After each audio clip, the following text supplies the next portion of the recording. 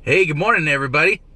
Or afternoon, or good evening, or good night, whichever one that you're watching this on. But anyways, um, just my morning bits of inspiration, things that are on my mind. Well, I just got done going down to Phoenix for a little bit of training and meetings with some people and connecting people with people.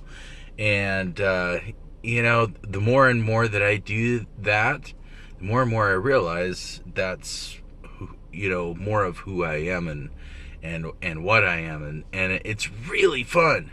If I seem a little groggy, it's just because yesterday I drove from Phoenix. Well, Sunday I drove from Phoenix at 3 p.m. Got back here in Utah at 3 p.m.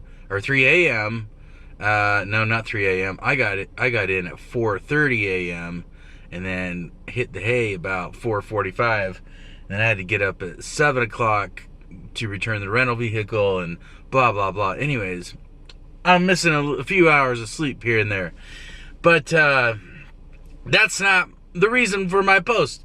So I just want to share a couple of things that I learned. So I learned a few things from the fantastic Muzaffar Najir that I've heard before from other people, from other seminars, read in books, blah blah blah.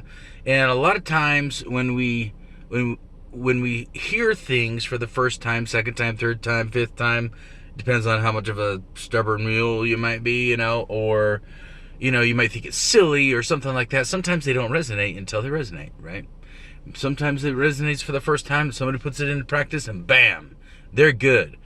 Sometimes you have to get kicked in the head a couple times, or things have to be put a different way for you to really listen to it, really hear the information, right? And and there were a few things that were in there and exercises that I did that really made a big difference for me, and maybe these could help you. And so one of the things was write a gratitude list. Write down a page of, and I wish I would have brought it with me so I could show you, but write down a whole page. There was a thing that was, write down 10 things that you're grateful for and thankful for, and I just kept going. You don't have to limit yourself. My whole thing in life is the only limits we have are the limits we place on ourselves. And so just keep going. Write as many as you can.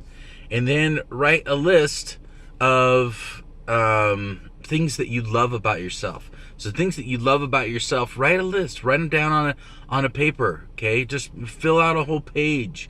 Keep going. Go until you can't think of anything else. If you can't think of anything else, start with one. If you can't think of, a bunch of things, just, say, hey, maybe put some things down on there you want to love about yourself, right? Maybe put, I love my body. Maybe put, I love my smile. I love the way that I want to help people. I love my skin tone. I love my bald patch in my hair.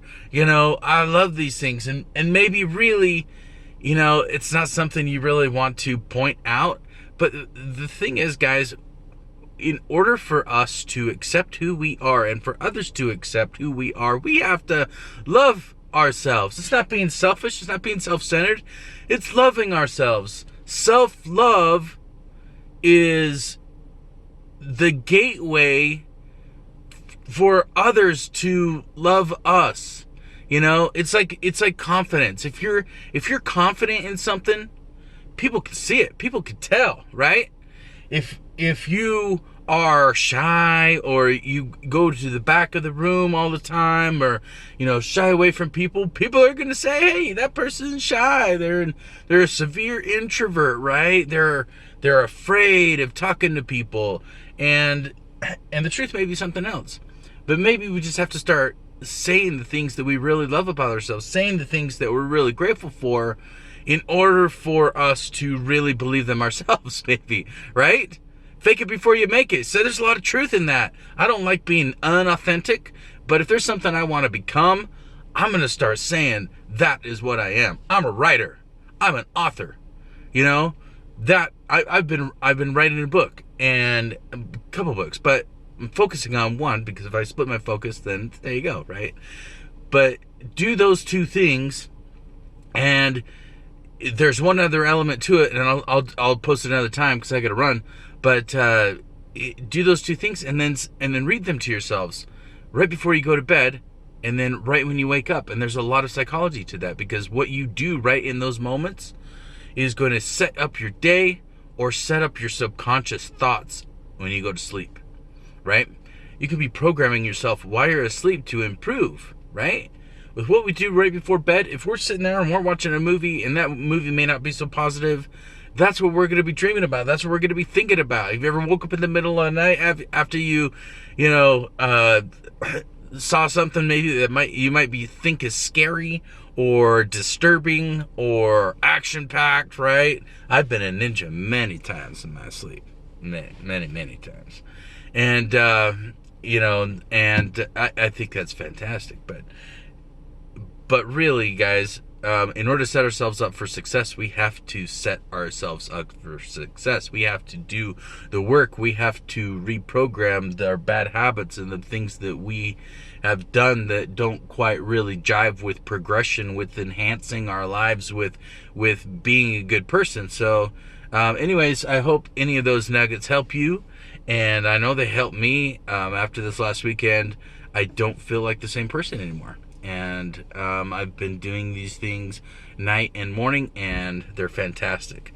So anyways, you guys, take care. God bless. And try some new things today. Write down some gratitudes. Write down some things you're thankful for. And I hope one of those things is you're thankful for you, because I'm thankful for you. And I would love, for us to have a discussion below, so if any of these things resonate with you, I'd love to talk about them. If you agree with something, if you disagree with about it, that's fine. But anyways, take care. Peace out.